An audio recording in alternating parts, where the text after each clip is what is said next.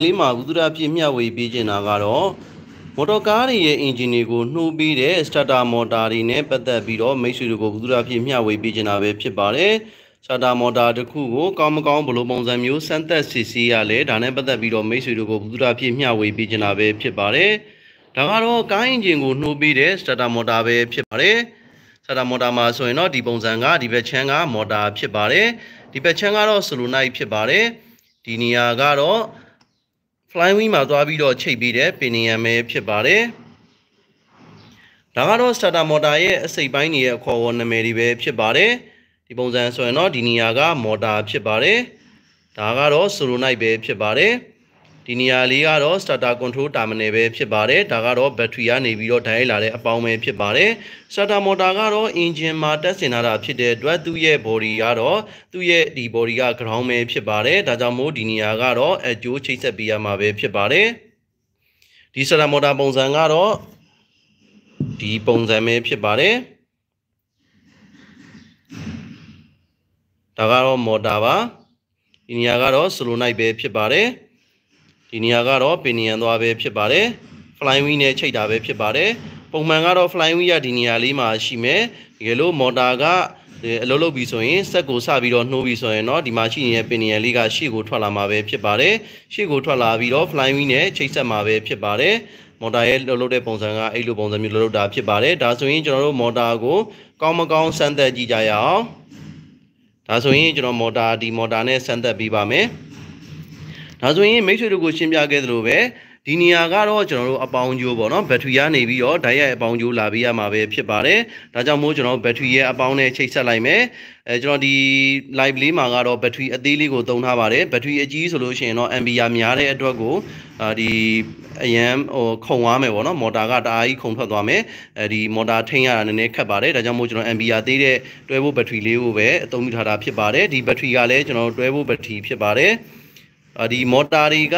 ကျွန်တော်ဒီကားမှာအသုံးပြုတဲ့မော်တာတွေကများသောအားဖြင့်ပေါ့နော်ဒီတွဲဖို့ဒီဘက်ထရီတွေနဲ့သုံးတာဖြစ်တဲ့အတွက်တွဲဖို့မော်တာတွေပေါ့နော်ဒါကတွဲဖို့မော်တာပါဒါကြောင့်မို့ကျွန်တော်တွဲဖို့ဘက်ထရီကိုသုံးထားပါတယ် ampere ကတော့တော်တော်လေးနည်းပါတယ်ဒါကတော့ပြောမယ်ဆိုရင်ဆိုင်ကယ်ဘက်ထရီလောက်ပဲရှိပါတယ်ဒါဆိုရင်ကျွန်တော်တို့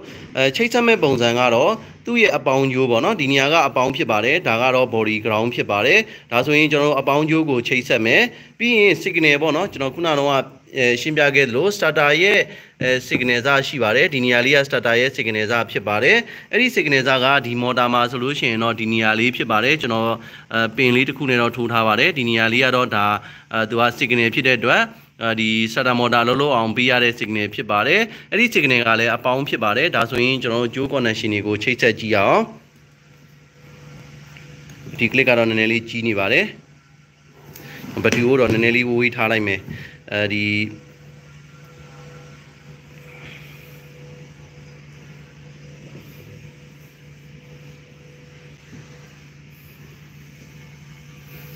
ကျွန်တော်ဒါကတော့အပေါင်းဖြစ်ပါတယ်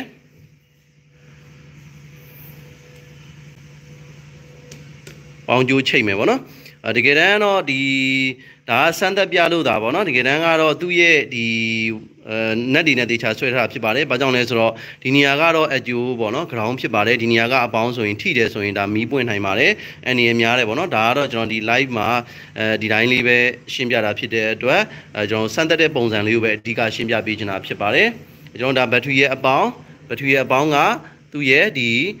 plug B terminal ကိုချိတ်မယ်ကျွန်တော်ဒီမှာဆိုလို့ရှိရင် plug B terminal ရှိပါတယ် plug B terminal ကိုဘက်ထရီရဲ့အပေါင်းတိုက်ရိုက်ကျွေးမယ်ပေါ့နော်ဒါဆိုရင် ground ကျိုးပါဒီဘက်က ground ပေါ့နော်ကျွန်တော်အကျိုးကိုချိတ်လိုက်မယ်အကျိုးကကြတော့ body app ဖြစ်တဲ့အတွက်ကိုကျွန်တော် body app ဖြစ်တဲ့အတွက်ဒီနေရာမှာချိတ်လိုက်မယ်starter motor ရဲ့body app ပေါ့နော်ဒီလိုပုံစံမျိုးချိတ်လိုက်မယ်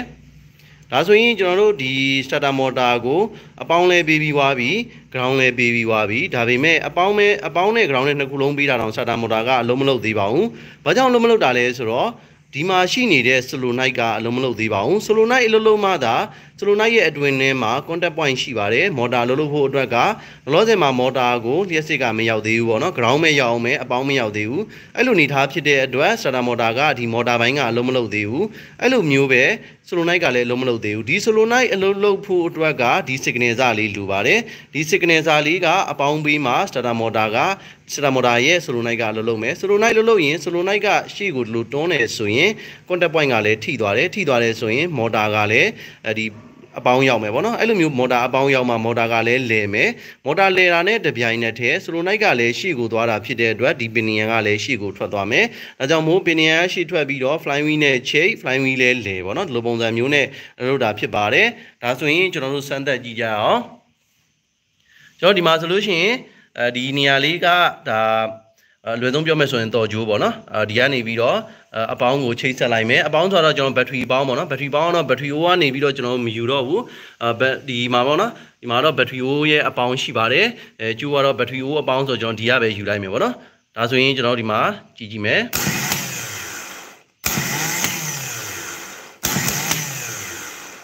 ဒါကတော့ starter motor လုံးလုံးတဲ့ပုံစံပဲဖြစ်ပါတယ်ကျွန်တော်ဒီမှာ pinion ကပေါ့နော်ဒီတိုင်းလေးပဲနေပါတယ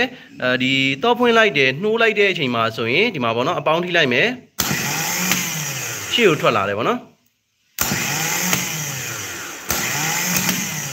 ဒီလိုပုံစံမျိုးနဲ့လုပ်ပေးတာဖြစ်ပါတယ်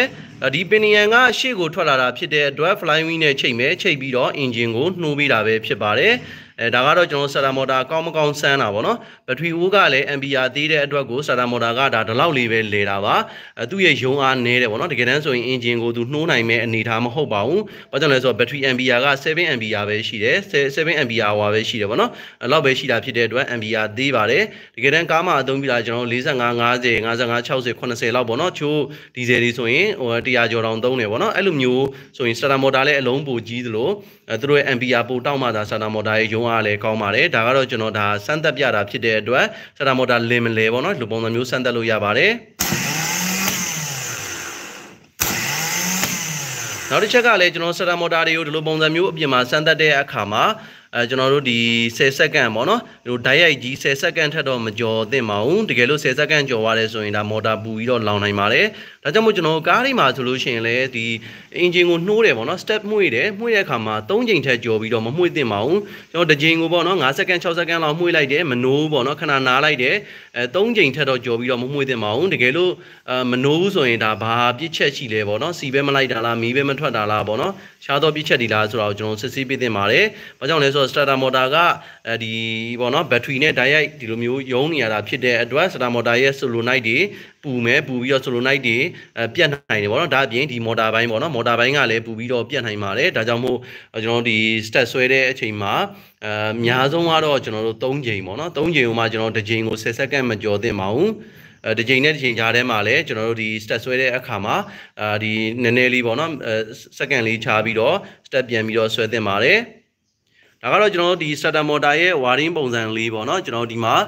battery ရဲ့အပေါင်းရှိမယ် battery ရဲ့အပေါင်းက starter motor ရဲ့ဒီဘက်မှာအပေါင်းငုပ်ရှိမယ်ပေါ့နော် battery ရဲ့အပေါင်းဓာတ်ရိုက်ရောက်တဲ့ဟာကိုရှိမယ်အဲ့ဒီနေရာကိုချိတ်ဆက်ပေးထားတယ်ပေါ့နော်ဒီလိုပုံစံမျိုးချိတ်ဆက်လိုက်တယ်ပြီးရင် battery ရဲ့ ground ရှိမယ်ဒီမှာအနှုတ်ပေါ့နော်ကျွန်တော်အနှုတ်ရှိမယ်အဲ့ဒီရဲ့အနှုတ်ကြိုးက body ground ပေါ့နော်ဒီ starter motor က body ground ဖြစ်တဲ့အတွက် body ground ကိုချိတ်လိုက်မယ်ဒီနေရာကတော့ကျွန်တော်တို့ဒီတော်ကြိုးပေါ့နော်ဒီ signal ကြိုးဖြစ်တဲ့အတွက် starter motor လို့ဖို့အတွက် signal ကြိုးလိုတယ်အဲ့တော့ဒီ signal ကြိုးကလည်းအပေါင်းဖြစ်တဲ့အတွက်ကျွန်တော်တို့ထိလိုက်မယ်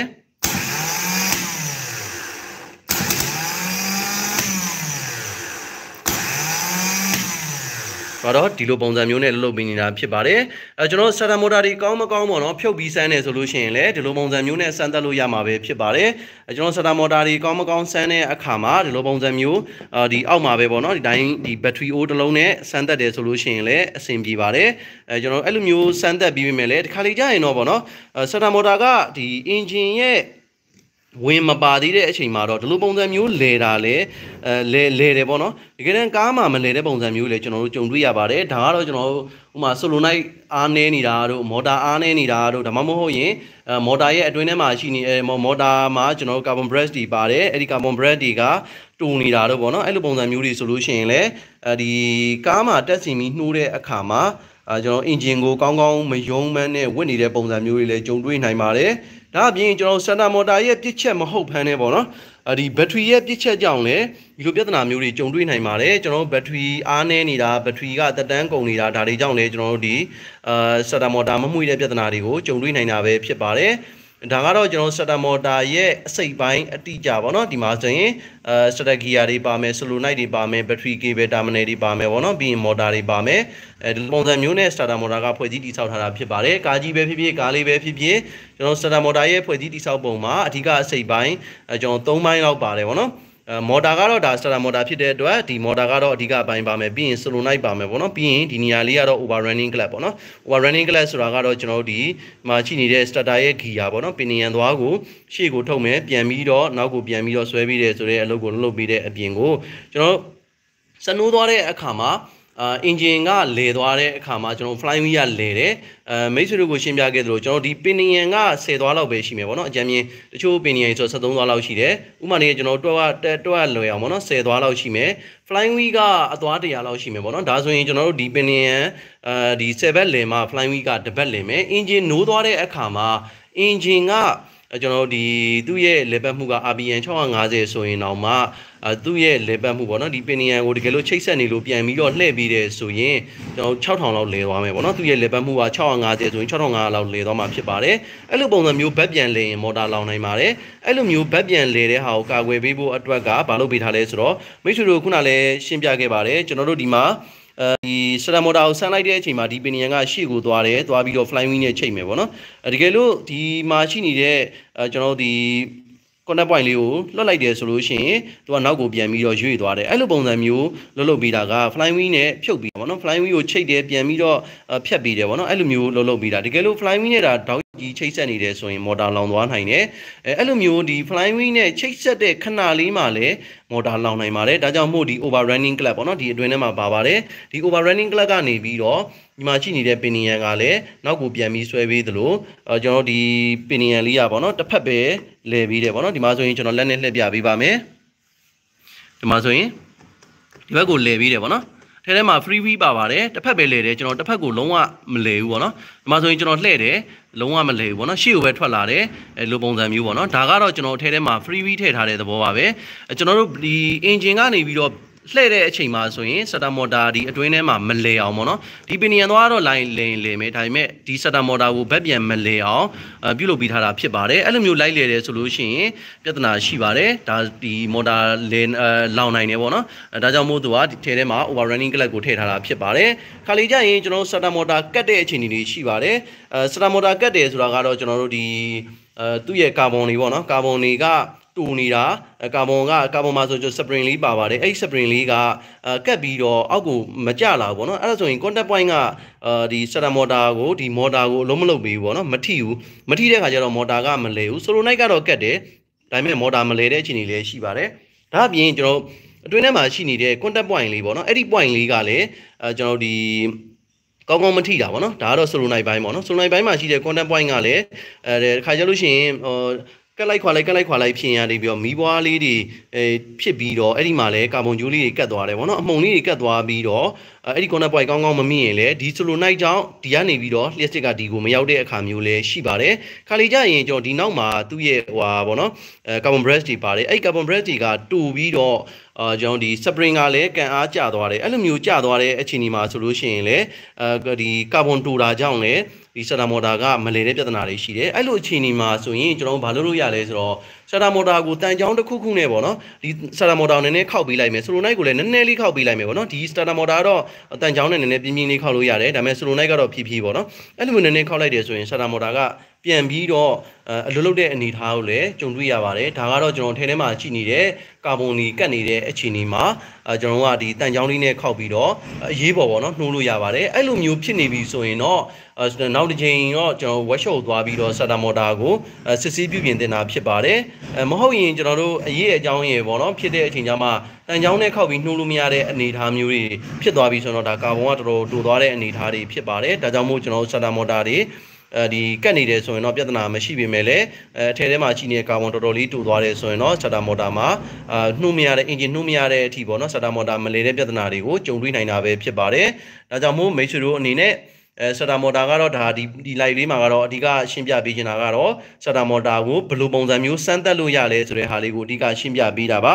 ကျွန်တော် starter motor ကတော့ဒါဖြုတ်ပြီးတော့ဆန်းတဲ့နီးလေးပေါ့နော်ကျွန်တော်ဒီ engine ကနေပြီးတော့ဖြုတ်ပြီးတော့ starter motor မှာကျွန်တော်ဒီမှာအပေါင်းကျွေးမယ်ဘက်ထရီရဲ့အပေါင်းပေးမယ်ဒီဘက်ထရီရဲ့ ground ကဒီမှာပေးမယ်ကျွန်တော်သူ့ရဲ့အကျိုးနဲ့ဘက်ထရီရဲ့အပေါင်းကိုထိလိုက်မယ်ဆိုလို့ရှိရင်ဒါ starter motor လဲမယ်ပေါ့နော်ဒီနေရာမှာကတော့ကျွန်တော်ဒါခုနလည်းရှင်းပြခဲ့ပါတယ်ကျွန်တော် live မှာသုံးတာဖြစ်တဲ့အတွက်ကျွန်တော်ဒီဘက်ထရီအသေးလေးကိုသုံးတာဖြစ်ပါတယ်ကျွန်တော်ဘက်ထရီအကြီးဆိုရင်တယောက်ကဒီဘက်ထရီဒီ starter motor ကိုဖိထားမှရပါတယ်မဟုတ်ရင်ကျွန်တော်တို့ starter motor ကဘက်ထရီအား ampere တောက်နေတဲ့အချိန်မှာဆိုရင်ဒီလဲတဲ့အချိန်မှာရုံးဆိုပြီးတော့ခုန်သွားနိုင်ပါတယ်အဲ့လိုမျိုးခုန်သွားတဲ့အခါကျွန်တော်ဘက်ထရီကလစ်တွေပြုတ်ပြီးတော့ဒီပေါ့နော်မီးပွင့်တာတွေကျွန်တော်ဒီထပြီးတော့ဘက်ထရီကိုပါထားပေါက်နိုင်တယ်ပေါ့နော်ဘာကြောင့်လဲဆိုတော့ short ဖြစ်ပြီးတော့ပေါ့နော်ဒီအပေါင်းနှုတ်ထိပြီး short ဖြစ်ပြီးတော့ထားပေါက်နိုင်ပါတယ်ဒါကြောင့်မို့ကျွန်တော်ဘက်ထရီအသေးလေးကိုသုံးပြီးတော့ ampere နည်းနည်းလေးနဲ့ပဲstarter motor လဲတာကိုပဲကျွန်တော်အဓိကပြပေးချင်တာဖြစ်ပါတယ်သူရဲ့ wiring ကဒီလိုပုံစံမျိုးတွေ့တန်းလို့ရတယ်ဒီလိုပုံစံမျိုးစစ်စီလို့ရတယ်ဆိုတာလေးကိုပဲကျွန်တော်ရှင်းပြပေးချင်တာဖြစ်ပါတယ်ဒီ starter motor ကတော့ကောင်းတယ်ဆိုတဲ့အနေထားပေါ့နော်ဒါဆိုရင်ကျွန်တော်နောက်တစ်လုံးနဲ့နည်းနည်းလေးစမ်းပြကြည့်ချင်ပါတယ်ဒီတစ်လုံးပေါ့နော်ဒီ starter motor နဲ့ကျွန်တော်တစ်ချက်လေးစမ်းပြပေးချင်ပါတယ်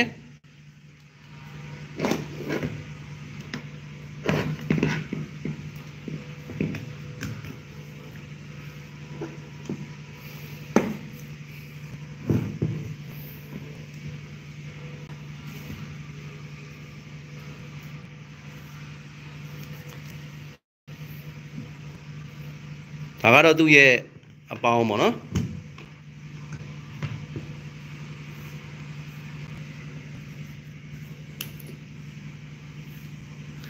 ဒါကတော့ကျွန်တော်ထဲထဲမှာဒီနေရာလေးပေါ့နော်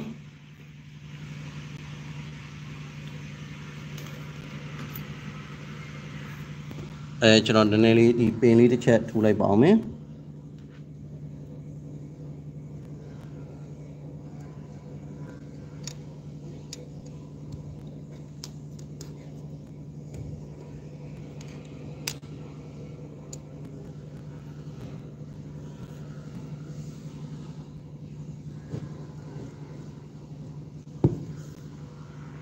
ဒါကတော့ကျွန်တော်ဒီသူ့ရဲ့ဒီအကျိုးပေါ့sorry ဟိုဟာတော်ကျိုးပေါ့နော်တော်ကျိုးဒီနေရာလေးပါဒါဆိုရင်ကျွန်တော်တို့ဒီ starter motor မှာ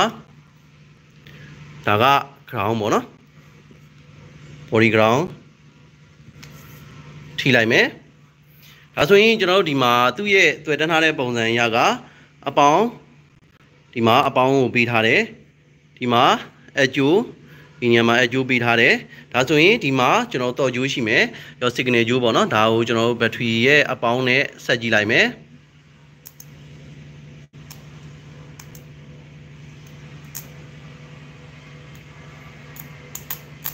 ဒါဒီလိုပုံစံမျိုးပဲတွေ့ရပါတယ်ဒါဆိုရင်တော့ကျွန်တော်တို့တနေရာမှာ short ကြနေပြီပေါ့နော်များသောအားဖြင့်တော့ဒီ solenoid ထဲမှာ short ကြတာများပါတယ်ဒီလိုအနေထားဆိုရင်တော့ဒါ starter motor ကဒါစစ်ဆေးမှရတော့မယ့်အနေထားပေါ့နော် starter motor မလဲဘူးဆိုတာကများသောအားဖြင့်ဒီ solenoid ပြစ်ချက်ရှိပါတယ်ကျွန်တော်ဒီမှာအပေါင်းကိုဒီမှာကျွေးလိုက်တယ်ဆိုရင်ဒီမှာ